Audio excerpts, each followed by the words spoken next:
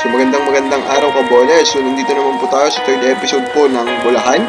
Again po, ito po yung ating weekly recap basically po ng mga games kung saan i-rundown po lahat natin mga laro, looking at the box score, pointing out the things that made the team that won the game.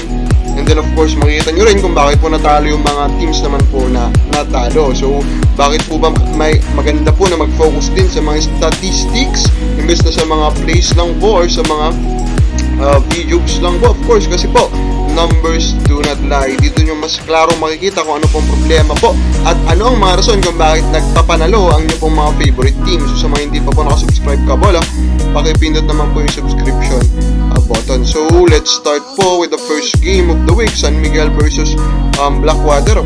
Actually, napakadali lang naman po nitong nangyari. If you look at the numbers, it was the rebounding of San Miguel Beermen, giving them plus 10 po dun sa stats po na yan. Of course, their defense was really good. They forced Blackwater to shoot 34% sa field. And then, nakita rin natin yung best game po ni Fajardo.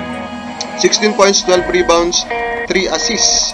So, unfortunately nga lang, of course, it was against Blackwater, so it was expected. Pero at the very least, nagpakita na po itong Fajardo. Talagang mukhang gumagaling na po yung kanya pong injury.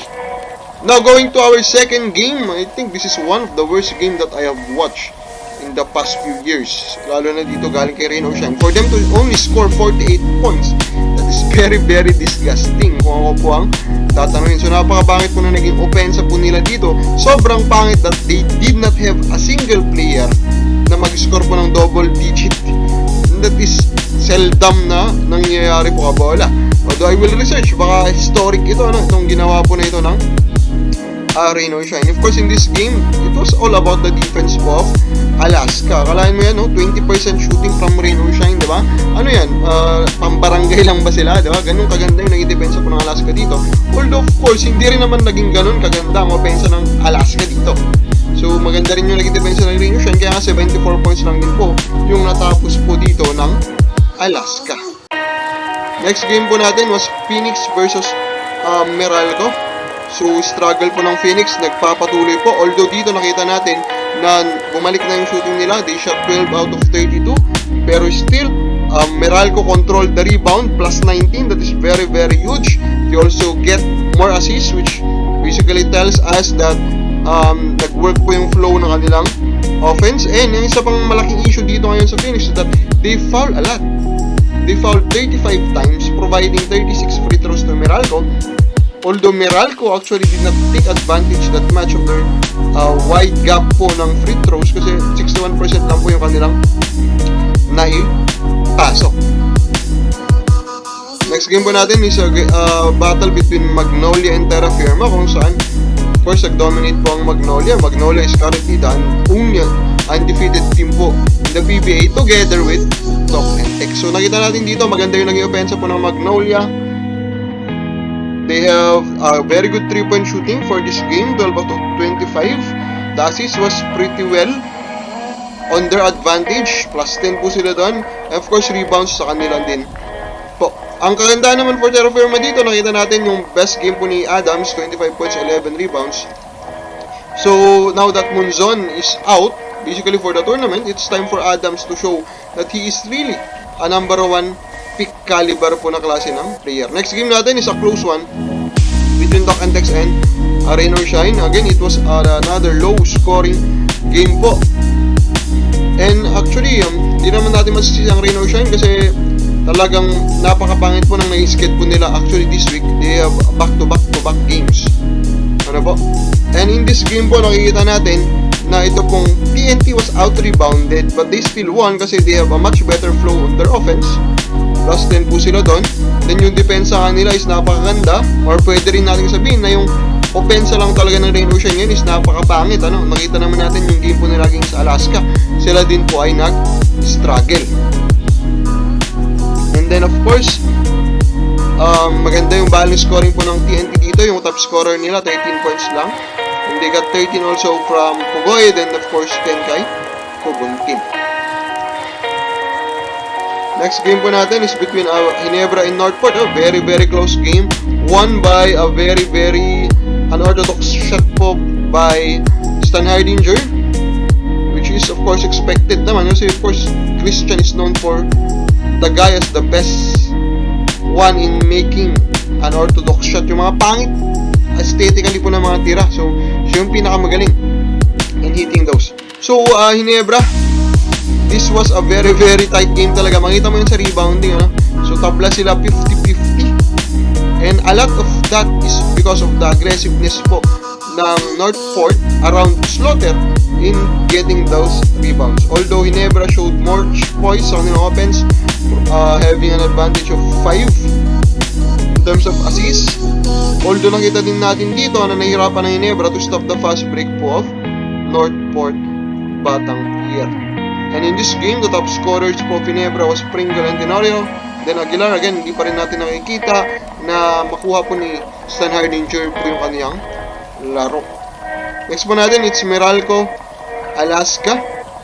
Another close game, won pa rin naman by Meralco. So this is a very interesting game kasi again pinapakita po ng Meralco talaga kung gaano po kalalim yung kanila pong team as of now. Pinto and Pasaol came from off the bench to showcase that they can also deliver the victory po for Meralco. So again, ito nga po yung sinasabi na natin in the past few weeks.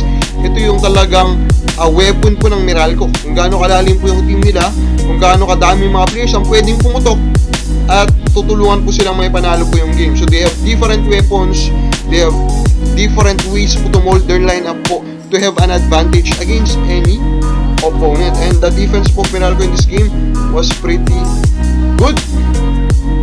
Nakita din po natin na ito pong free throw shooting ng Meralco in this game was very good, 81%. So nakabawi sila dun sa isang game po nila kanina against Phoenix na napakabangit po ng kanilang free throw shooting. And then of course rebounding, lamang na naman po dito ang Meralco Bolts. Let's game po natin, Rain or Shine Terra Firma. It was a close game pero finally nakapanalo na rin po this week ang Rain or Shine led by ng Batak, then Norwood, and then Adrian Wong. So ang nakita po natin dito kabola is that it was really a very very close game, pero I think talent wise talaga Rain or Shine should have won and Rain or Shine won po the game. So dito natin nakita pala yung breakout game po ni Adrian Wong. I have been a big believer on Wong kasi nga po he is a very good off movement shooter, and again this type of players are hard to find, and I am happy that Coach Gavina is now giving him more playing time to showcase po ano pong kaya nang gawin as a player. And of course yung free throw shooting po ng Rain or Shine again dito, it was very very good. And let's have the last game of the week, Phoenix and TNT, the battle of the crazy 3-point shooting teams po nung PBA bubble. And nakita nyo nga dito, nag-normalize na po yung kanila pong 3-point shooting attempts. Maybe hindi naman in design dito kay Phoenix, pero kay TNT talagang nag-iba na po yung design ng kanilang opensa. Makikita natin yan as they have an advantage of 10 po in points in the paint. They now have much more focus in scoring in the paint than in the past under Coach Mark Dickel. And then of course, malaking difference na naman yung sa fouling po, as TNT got 27 free throw attempts and Phoenix only got 9. So talagang nagkakaproblema ang Phoenix in getting fouls and also in giving fouls. So yun yung dapat tutukan sa palagay ko po ni Coach Topex Robinson if they want to get out of the cellar. Kasi currently po they are 1-4. Now, ang pag-uusapan po natin ngayon na streaks is one from San Miguel. So San Miguel currently po has 2 streaks that is very fascinating that helped them won their last 3 games. First is assists. In their last 3 games, lamang po sila lang at least 3 against their 3 opponents na natalo po nila.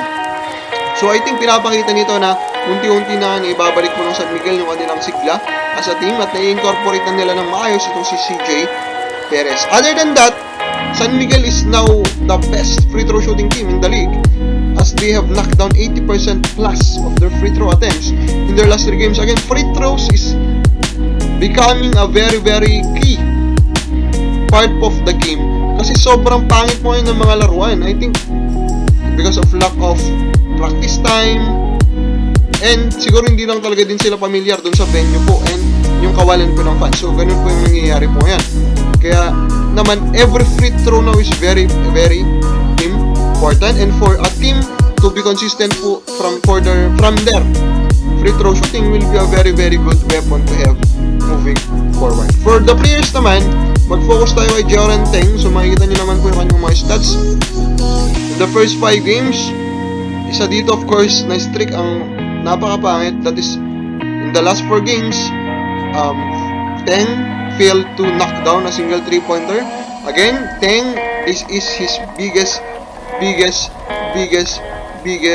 weakness. And up to this point, hindi pa rin niya po naayos. Other than that, makikita din po natin na yung kanya pong scoring ay talagang very shaky. Last 3 games, he failed to reach even 9 points. So, for the guy that was anointed as the face of the franchise, this is not a good sign. So, ano sa palagay mo, Kabola? Makakabawi ba si Jaren Teng? Comment lang po sa baba.